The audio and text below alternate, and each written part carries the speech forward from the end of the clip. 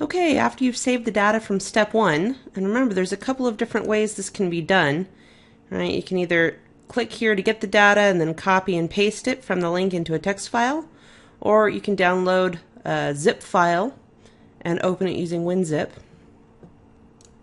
Now we want to actually import this data into Excel. So I'm going to open up Excel.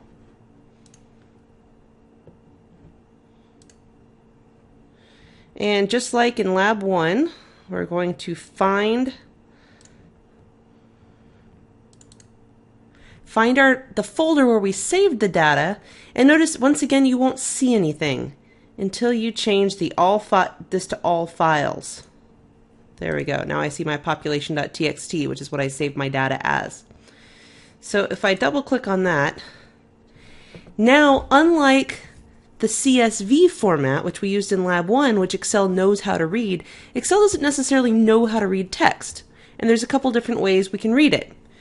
We can delimit it. Delimit means separated by some symbol.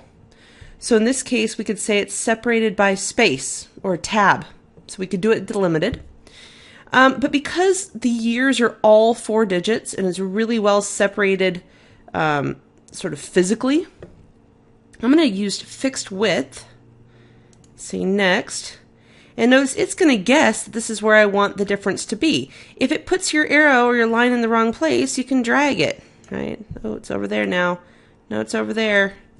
Oh, we have 3 columns now, right? Get rid of that one. There we go. So you just want to make sure that the line is separating your data because, and once again, this really only works because our data is evenly spaced. It would not work if the data were of different lengths. If that first column were of different lengths, then you would have to use delimited. This works. Okay, that all looks good. Finish.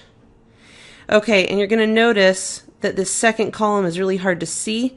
That's just because it needs to be resized. So if I resize it, notice all the numbers pop up. If it's too short, that's how Excel deals with saying there's just not enough room. Okay. And before I do anything else, I want to save as an Excel file. So no longer txt. And I don't want to just type something at the end of this. I want to leave that selected and come down here and I'm going to go to the very top. There we go. Save.